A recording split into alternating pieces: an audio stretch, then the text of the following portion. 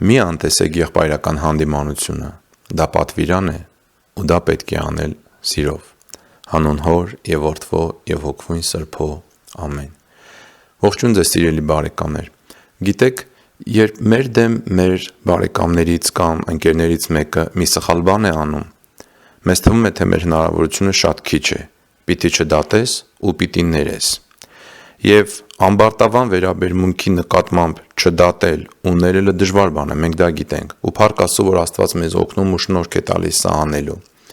Բայց մեր Տեր Հիսուս Քրիստոսը մեզ նաև մի այլ պատվիրան տվեց, եւ դա ուղիղ պատվիրան է, եւ նա ասում է, որ եթե քո եղբայրը քո դեմ մեղանչում է, գնա եւ հանդիմանիր նրան, եւ որ դու եւ նա մենակ եք։ Ուրեմն սխալի համար հանդիմանելը դատել չէ, այլ պատվիրան, բայց դա պետք է անել սիրով, որպեսզի դիմացինին շահենք, այլ ոչ թե կորցնենք։ Այս աշխարհի չարմտածողությունը մեզ խաբում է, որպեսզի մենք չկարողանանք կատարել այն կարևոր գործը, որն անչափ անհրաժեշտ է մեր կյանքերի փոփոխության ու մեր հոգիների փրկության համար։ Օրինակ, երբ դիմացինդ քո դեմ վատ բան է անում եւ դուք խոսեք այդ մասին, ձեզ կասեն, որ Տերն ասել է՝ մի դատեք, որ չդատվեք։ Ու սրան դժվար է պատասխանելը, սրան դժվար է հակադարձելը, եթե Աստծո խոսքը լավ չիմանաք։ Այո, դատել չի կարելի, բայց թե դատելն ինչ է, այդ մասին մի այլ անգամ։ Այսօր եկեք տեսնենք, թե Աստծո խոսքն ինչ է պատվիրում մեզ, մեր եղբայրներին սիրով հանդիմանելու ու նրանց չար ճանապարհից ազատելու համար։ Մարդկանց պետք է խրատել սիրով, առանց երրորդ անձի ներկայության։ Եղբայրական հանդիմանությունը պիտի սկսվի զուտ անձնական խոսակցությունից, առանց երրորդ անձի ներկայության։ Այն պիտի արվի սիրով,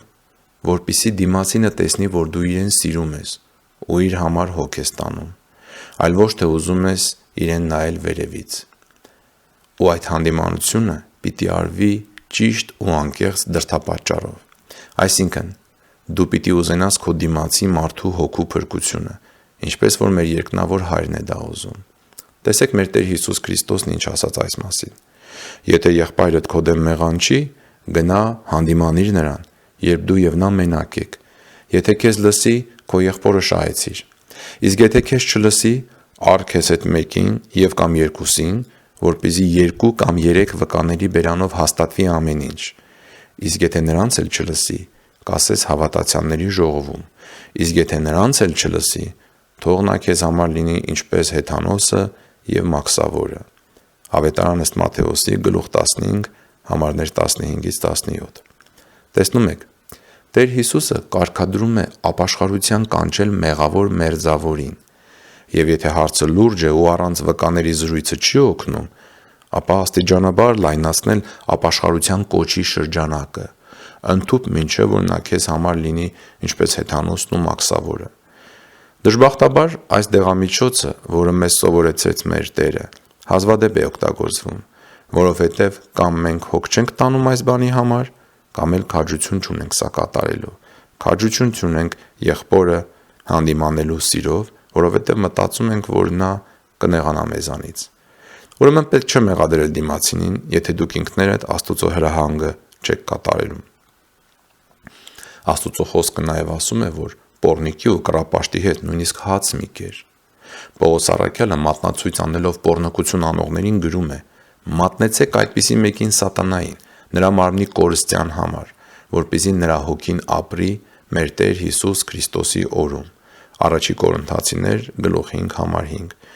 Շատ խիստ խոսելով այս մասին նա ավելացնում է. եթե եղբայր կոչված մեկը պոռնիկ լինի, կամ կռապաշտ, կամ ագահ, կամ բամբասող, կամ հարբեցող, կամ հափշտակող, այդպիսի մեկի հետ հաց էլ չուտեք։ Նա սա ասում է Կորինթացիներին ուղված առաջին նամակի 5-րդ գլխի 11-րդ համարում։ Այստեղ Սուրբ Հոգին խոսելով առաքյալի բերանով մեզ հորդորում է առողջ խոհեմություն ցուցաբերել մեր եղբայրների նկատմամբ։ Իմ ինչ գործն է դա դատել նաև դրսիններին, չէ որ ներսիններին դուք եք դատում, իսկ դրսիններին Աստված է դատելու։ Վերացրեք չարը ձեր միջից, գրում է առաքյալը այդ նույն նամակում։ Մեղավորին պետք է խրատել սիրով ու հեզությամբ, այլ ոչ թե բարկությամբ ու ջղայնությամբ, որ ինքը նեղվի ու ավելի հեռանա։ Այդպես պետք չէ, պետք է անել սիրով ու հեզությամբ։ Ահա մի այլ տեղ մենք կանչվում ենք ուշադիր լինել, որ երբ մեկը բռնվի մեղքով, ապա մենք նրան օգնենք վերահաստատել, բայց դա անել հեզությամբ ու սիրով։ Տեսեք առաքյալն ինչ է ասում. Եղբայրներ, եթե ձեզնից մեկը ինչ-որ հանցանքի մեջ բռնվի, հանկարծ դուք, որ հոգևոր եք, վերահաստատեք նրան հեզության ոգով, զգույշ եղեք ինքներդ ձեր նկատմամբ, որպեսզի դուք էլ փորձության չենթարկվեք։ Պողոս առաքյալը սա գրում է Գաղատացիներին ուղղված նամակի 6-րդ գլխի 1-ի համարում։ Այսինքն,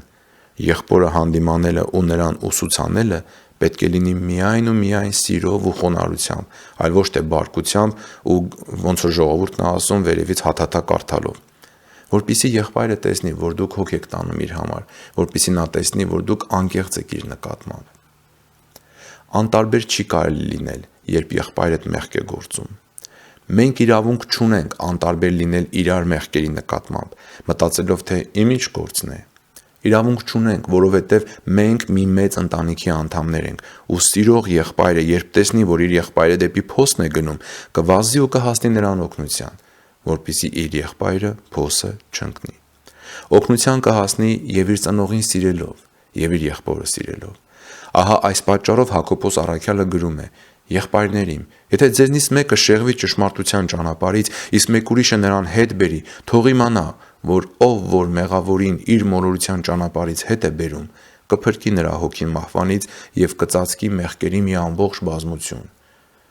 Հակոբոս առաքյալի նամակի 5-րդ գլխից է 19-ից 20-րդ համարներից։ Մի այլ բան եւս, որպես թշնամի չի կարելի վարվել մեղավոր մարդուն, այլ խրատել սիրով։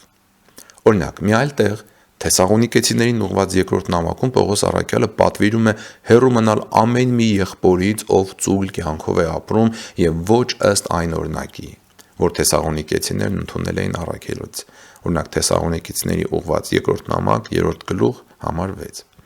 Եվ ավելացնում է. իսկ եթե որևէ մեկը չհնազանդվի այս թղթի մեջ արված խոսքին, գրում է առաքյալը, նկատի ունեցեք նրան եւ մի հարաբերվեք նրա հետ, որպեսզի ամոթով մնա, բայց նրան որպես թշնամի մի համարեք, այլ խրատեք որպես եղբայր։ Այս մասին կարող եք կարդալ 2-րդ նամակը ուղղված Թեսաղոնիկեցիներին գլուխ 3 համարներ 13, համարներ 14 եւ 15։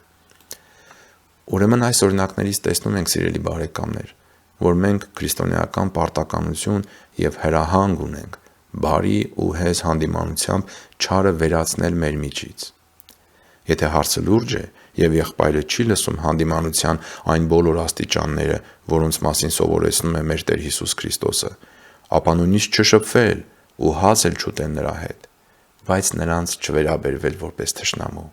այլ խրատել որպես եղբոր։ Սիրով խրատել նշանակում է զգուշացնել, որ դիմացինը չար բան չանի ու փորձանքի մեջ չընկնի։ Եթե մենք ինքներս լավ իմանանք Աստուծո խոսքն ու մեր կյանքն ապրենք Քրիստոսի մեջ, ապա մենք կիմանանք, թե երբ անենք այդ եղբայրական հանդիմանությունն ու ինչպես դա անենք սիրով, ու սա դատելու հետ ոչ մի կապ չունի։ Բարի օր ձեզ բոլորիս եւ Աստված օրհնի բոլորիդ, սիրելի բարեկամներ։